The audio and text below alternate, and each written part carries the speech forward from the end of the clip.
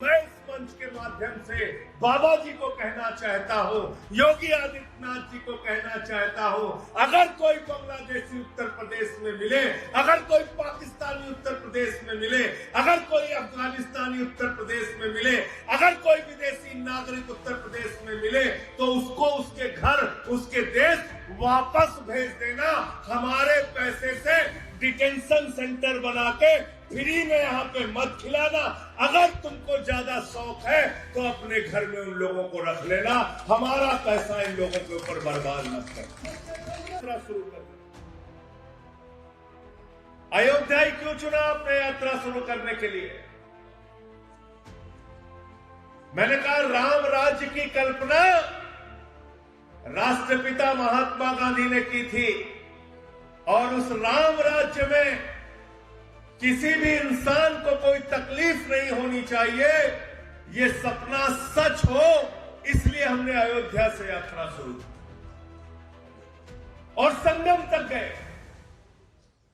और संगम में जब गए तो वहां इलाहाबाद विश्वविद्यालय के छात्रों ने पद यात्रा का जोरदार स्वागत किया। वो बेरोजगार लोग सड़कों पर उतरे, उन्होंने आवाज लगाई इस सरकार के खिलाफ, और हमने तब नारा दिया था सामाजिक न्याय दो, रोजगार दो। फिर यात्रा रामपुर से शुरू हुई। मीडिया वालों ने कहा रामपुर से यात्रा क्यों शुरू की? मैंने कहा रामपुर से यात्रा इसलिए शुरू की कि नरेंद्र मोदी और चुनाव आयोग ने पहली एसआईआर के अंदर अगर की तो रामपुर में की, नूरजहां के खिलाफ की, 80 साल की बुजुर्ग महिला के खिलाफ की, इसलिए की कि मुसलमान आतंकित हो जाए, अपना वोट न बनवाए। और हम इसलिए निकले हैं कि ना मुसलमानों को, ना दलितों को, ना पिछड़ों को, किसी को भी डरने की जरूरत नहीं है। वोट हमारा अधिकार है और हम इस पर किसी को चोरी नहीं करने देंगे।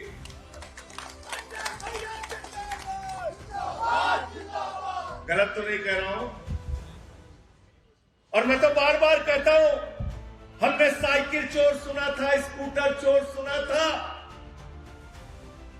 गहना चोर सुना था, लॉकेट चोर सुना था, कार चोर सुना था, बाइक चोर सुना था, यहां तक कि पर्स चोर सुना था। नरेंद्र मोदी देश के अंदर वोट चोर निकल गए, वोट चोर। इसलिए हम लोग ये पदयात्रा लेके निकले। वोट चोर कितने वोट की चोरी कर रहे हैं उत्तर प्रदेश में? कितने वोट की? जोर से बोलिए। दिल्ली की आबादी कितनी है? पंजाब की आबादी कितनी है? 3 करोड़। कनाडा देश की आबादी कितनी है? 3 करोड़। 3 करोड़। दुनिया के कई देशों की आबादी जितनी नहीं है, उससे ज्यादा वोट उत्तर प्रदेश में बाबा जी काटने जा रहे हैं। कितना वोट काटने जा रहे हैं? अमित शाह क्या कहते हैं? कहते हैं एक भी घुसपैठिया हम नहीं छोड़ेंगे, सबका वोट हम काटेंगे। कहते नहीं कहते? मोदी जी कहते कोई घुसपैठिया यहां पर अपना वोट बनवा के नहीं रह सकता, सारे के सारे घुसपैठियों का हम वोट काटेंगे।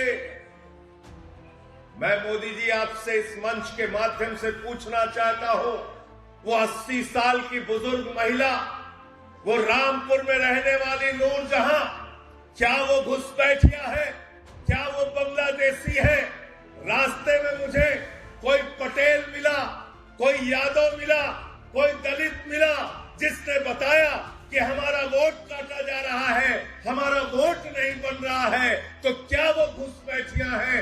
क्या उत्तर प्रदेश में 4 करोड़ घुसपैठिया हैं? क्या बिहार में 80 लाख घुसपैठिया थे? अगर उत्तर प्रदेश में 4 करोड़ घुसपैठिया हैं, तो किस बात के मोदी जी तुम प्रधानमंत्री हो? किस बात के गृह मंत्री अमित शाह हो? पहले अपने पद से इस्तीफा दो, तुमको अपने पद पे रहने का अधिकार नहीं है। गलत तो नहीं कह रहा हूं? 11 साल से ट्रंप का शासन है क्या? बराक ओबामा का शासन है क्या? बाइडेन का राज है क्या? कौन है देश का प्रधानमंत्री? गृह मंत्री कौन है? उत्तर प्रदेश का मुख्यमंत्री कौन है? देश का रक्षा मंत्री कौन है? सबके सब हिंदू है और कहते हैं हिंदू खतरे में है। हिंदू खतरे में है। प्रधानमंत्री हिंदू, मुख्यमंत्री हिंदू, गृह मंत्री हिंदू, रक्षा मंत्री हिंदू, वित्त मंत्री हिंदू, कई राज्यों के मुख्यमंत्री हिंदू, फिर भी अगर हिंदू खतरे में है तो नाक रगड़ के पानी में अपने पद से इस्तीफा दे दो। मोदी जी, तुमको अपने पद पे रहने का अधिकार नहीं है।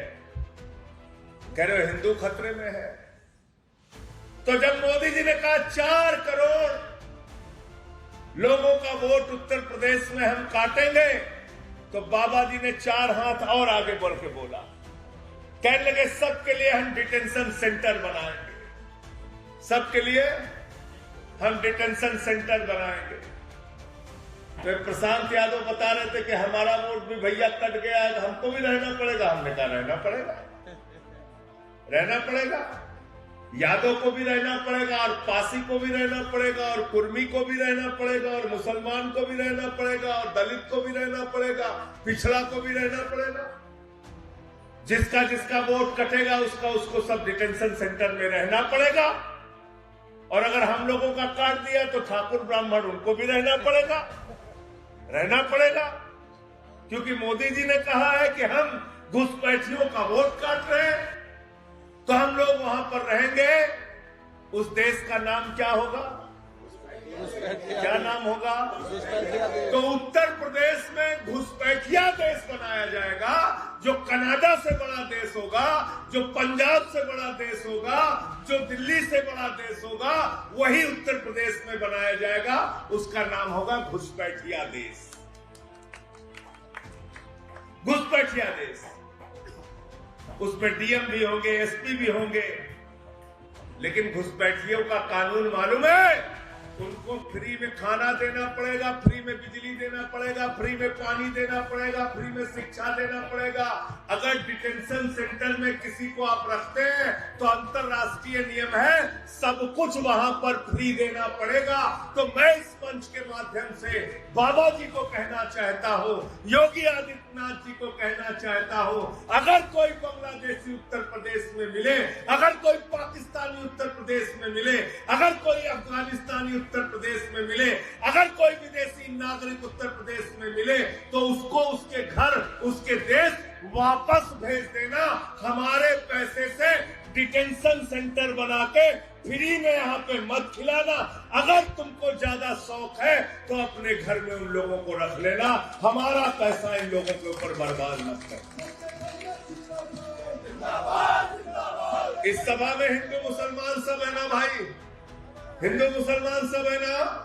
एक प्रस्ताव रख रहा हूं, इसको अगर समर्थन हो तो हाथ उठा देना, हाथ उठा देना। मेरा प्रस्ताव है, जो भी बांग्लादेशी, पाकिस्तानी, अफगानिस्तानी उत्तर प्रदेश में मिले, उसको उसके देश वापस भेज देना। हमारे पैसे से डिटेंशन सेंटर मत बनाना। इस पर सब लोग मंजूर हो? हाथ उठा के बताओ, मंजूर हो? मंजूर हो? सब लोग तैयार है? तुम क्या साबित करना चाहते हो? क्या साबित करना चाहते हो? ये साबित करना चाहते हो जितने मुसलमान हैं सब बांग्लादेशी हैं, सब पाकिस्तानी हैं? ये खेल उत्तर प्रदेश में चलने नहीं देंगे बाबा जी। और अपने आका मोदी जी को भी बता देना और अमित शाह को भी बता देना, अभी तो सिर्फ ये दूसरे चरण की यात्रा है। उत्तर प्रदेश के गांव-गांव में जाएंगे, शहर-शहर में जाएंगे, गली मोहल्ले जाएंगे और आपको एक्सपोज करने का काम करेंगे।